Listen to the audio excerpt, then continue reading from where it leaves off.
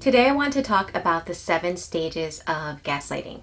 The reason I want to talk about this is because I get a lot of clients that are professionals, that are successful, that are intelligent people, and they tell me, Michele, how did I fall for this? How on earth, I'm not an uneducated person. How did this happen? So for that reason, I wanted to break it down and show you that narcissistic abuse, malignant narcissistic abuse, is not something that's done to the uneducated person.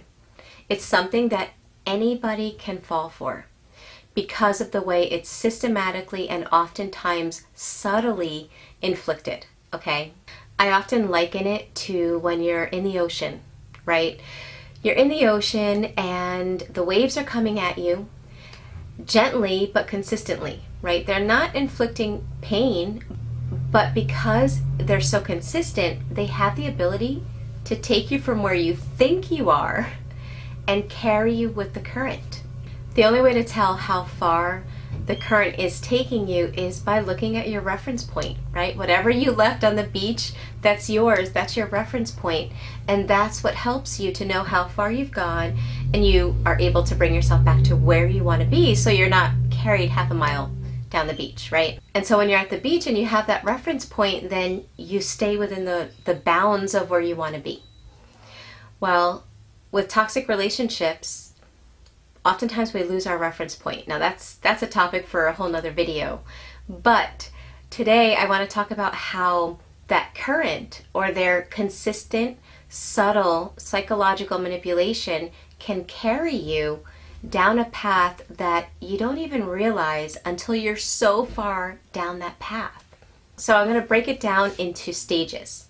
So with that in mind, let's get started. Stage 1 is they set you up to have a warped narrative. Okay, so what that means is their first goal is to get you to think that there's something wrong with you in a very subtle way. Now, they don't come outright and say there's something wrong with you, at least not the covert. And I'm basically talking about the covert narcissist in this video, okay? So they don't come outright and criticize you. Rather, they do it oftentimes as if they're helping you. So for example, they'll say something like, let's say you went out with a group of people. They'll say something like, why did you act like that, around so-and-so? You seemed a little anxious, or you seemed uncomfortable, or you seemed really insecure. And maybe you were feeling wonderful. You were feeling great. So actually what this first step is a combination of gaslighting and projection. Maybe they were feeling uncomfortable and they're projecting it into you and then acting concerned. What happened? You seemed really uncomfortable. Your first thought isn't, oh, they're projecting, or, oh, they're gaslighting me. No, your first thought is to start looking at yourself like, did I do something? Like, I thought I was being me. I thought I was acting like my authentic self. What happened? And you start getting a little, uncomfortable with what you thought your perception was and what you're hearing it is from the other person. Parents can do this with their children as well. And I'm talking about the covert parent. So maybe the covert parent doesn't call you names. Maybe they don't say you're an awful child. But what they will do is they will compare you to every other child, and the other children are up here and they never say anything to you. So you're like, okay, well, my parent does know how to compliment, right? Because they do know how to see good in other kids because they see it in everyone but me. So in both scenarios, what's happening is the gaslightee is getting the impression like, well, is there something wrong with me? And it might just be small. It might be a small thought in the beginning. The second thing that they do to take you another stage deeper into the gaslighting is repetition. So now it's almost like nothing you do is right, but again, they're trying to help you. They're trying to help you to be a better person. So you find yourself trying harder and harder to please, trying harder and harder to be your best self, even though you thought you were being your best self. You're trying harder and harder, but nothing seems to be enough. And it always seems like now you're constantly on the defense. The gaslighter's always on the offense and you are always on the defense. Now, here's where it gets a little bit tricky, because a lot of times it's at this point that so many people, they're starting to realize something's not right here. Something's not right with this person. You still have a pretty good hold on your own reality and your own perspective at this point. So now what you do is you bring that to the other person. And you say something like, I feel like you're always pointing out the bad in me. I feel like you're always being negative. And instead of responding in a healthy way, the gaslighter now escalates and they deny, or they blame shift, or they switch it. Instead of saying, oh, you know what, you're right. Maybe I'm being a little negative. I'm sorry. Instead of doing that, they'll say something like, I'm just trying to help you. I don't know why you're starting problems. You can't take constructive criticism. You don't know how to self-reflect. Again, now this is their combination of gaslighting and projection together. It's like their favorite 1-2 punch. So now what happens is not only are they denying you your perspective, not only are they still holding firm, right, to this belief that something's wrong with you, but on top of it, now they're accusing you of something that you're not doing. They're accusing you of starting trouble. They're accusing you of loving drama. They're accusing you of wanting to fight, none of which is true. It's actually what they want. They're using that projection again. But because they're now accusing you of something you know is not you, rather than staying focused on your original point that something's wrong, what happens is now you're trying harder to show your perspective. You're trying harder to get them to see your truth. Instead of just recognizing that it's enough for you to know it, you're trying to get them to see it. And since you don't want to be viewed as something you're not, rather than continuing with your point, you kind of back down. If it's a parent to child, right? And let's say the parent's making the child feel like they do things wrong or people don't appreciate them, right? And they're trying to help them be a better kid. If the child says, everyone else likes me, no one else sees this negative in me that you're seeing or that you're pointing out.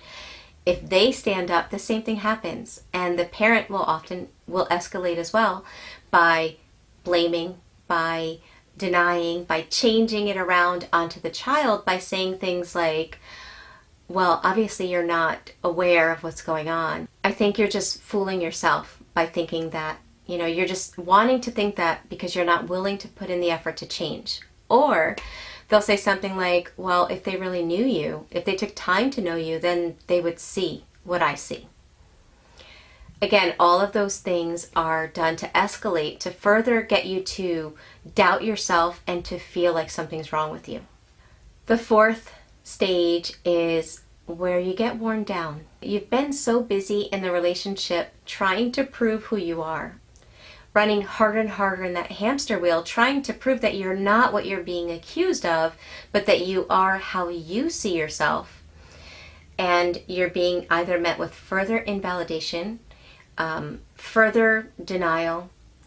And again, narcissists are expert manipulators, so they can twist the conversation and make you think that it's your fault in a way that is almost scary. The conversation itself gets so jumbled around and so all over the place that half the time you finish a conversation with a narcissist, you don't even remember what the original topic was. It's that confusing. So you get worn down, and then the victim, or the gaslightee, you could say, starts to feel like it's helpless, like they're like maybe, because this person cares about them. They still think that, right? This person cares about them and they're trying to help them be a better person. Maybe there is something wrong with them. Maybe it is me. Maybe I am being too sensitive when I bring this up. Maybe everything they're saying is right and everything I'm saying is wrong.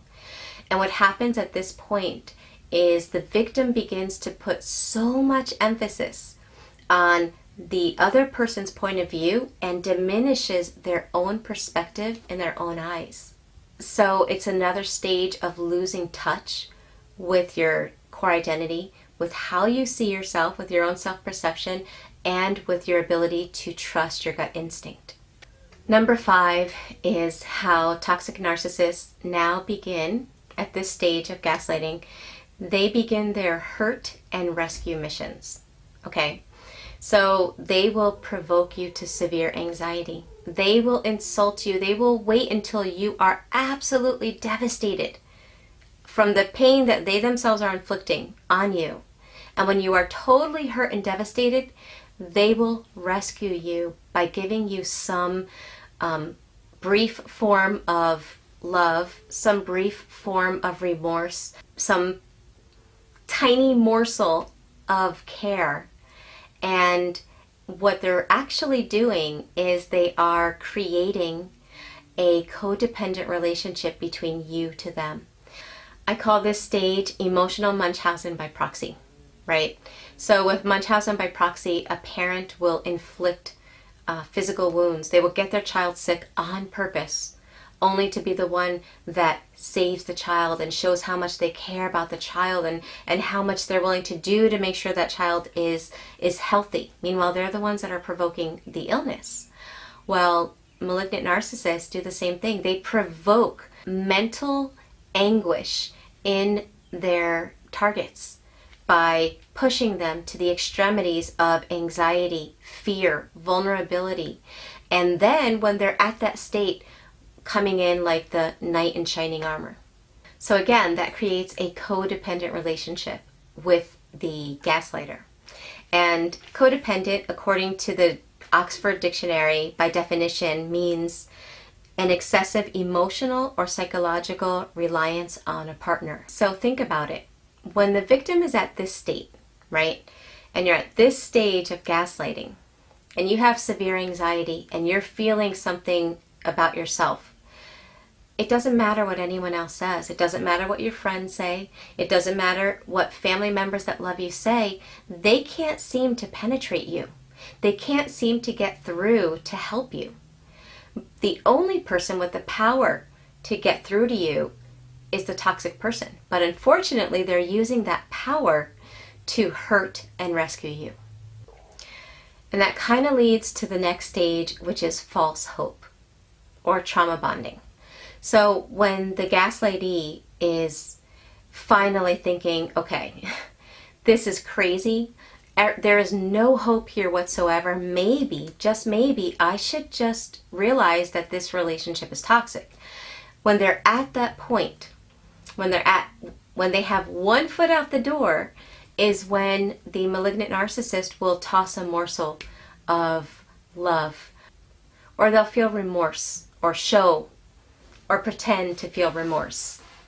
And what begins to happen is the gaslightee starts thinking, oh, wait a second, I haven't seen this kindness in a long time. I haven't seen this in a long time. Maybe, just maybe, there's hope. And I see this a lot in my coaching when the person has been in a relationship for a long time with somebody that's never showed any emotion. And now the gaslightee or the target is just ready to leave because the toxicity is destroying them. And they're at that point of leaving. The abuser knows that they want to leave, so they suddenly show things that they never showed before. Maybe they cry. Maybe they show an emotion that you've never seen before. The truth is that is simply false hope to get the victim to start thinking that maybe, just maybe, all is going to be well. Everything's going to get better. And when it doesn't, that's when you hit the 7th stage of gaslighting. And that is loss of complete control to the toxic person. At this stage, the toxic person is in control of everything. Everything in your life, from your thoughts, your beliefs, your actions, your feelings, your passions, your joys, what you do during the day, your money, everything. If you're wondering if you are or have ever been at this stage, here are some questions to help you to evaluate it. When you wake up in the morning, are you excited about the day?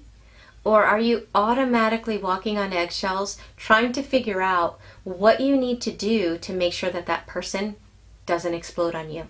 or get angry at you or make you feel like the worst person in the world. When you think of doing something for yourself that makes you feel good, do you have to hide? Do you have to hide it? Do you have to hide reading a book if you love to read? Do you have to hide talking to a family member that is very special and dear to you? Do you have to hide your love and affection towards your family members, your children, or your friends? Does the person in your life have the ability to control your emotions? If you're enjoying something, if you're enjoying a cup of coffee and that person sees you, do they have the power to take away your enjoyment of everything you do to the point that you don't feel like you're in control of your own feelings anymore, your own emotions? Do you feel like they're the ones that are in control of your emotions? Are all of your thoughts, even when you're doing nothing, are all of your thoughts, or do all of your thoughts, I should say, revolve around trying to figure out what happened that made them so angry, trying to understand a reality that doesn't make sense, trying to make sense of your life? Do you feel like you're no longer the person you used to be? Do you feel like not only have you stopped being who you were, do you feel like now you are slowly taking on things or personality characteristics of the toxic person, and they're kind of somehow having some kind of weird personality swap with you, and they're displaying qualities that you had in the past?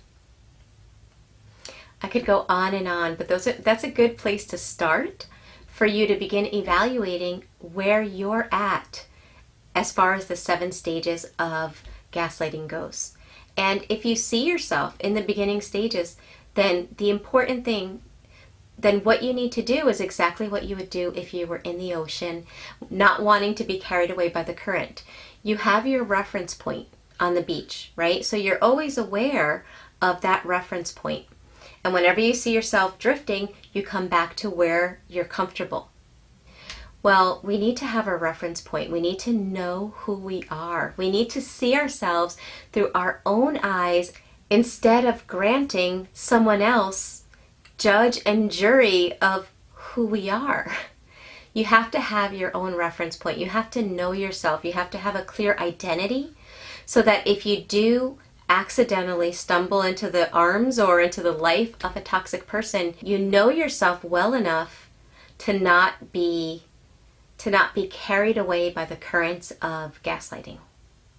And if you have been, rather than beat yourself, rather than insult yourself, rather than put yourself down, right? You don't want to do that. You've been abused and hurt enough. There's no reason for you to now hurt you, okay? Simply start getting back to who you know you are. Start looking up information, obviously about the toxic person, to understand them, but more importantly, start looking up information about how to get a strong hold of who you are, how to strengthen your self-identity, how to strengthen your self-love, how to heal your wounds so that you can have a reference point and continue to grow and feel empowered instead of feeling helpless and hopeless.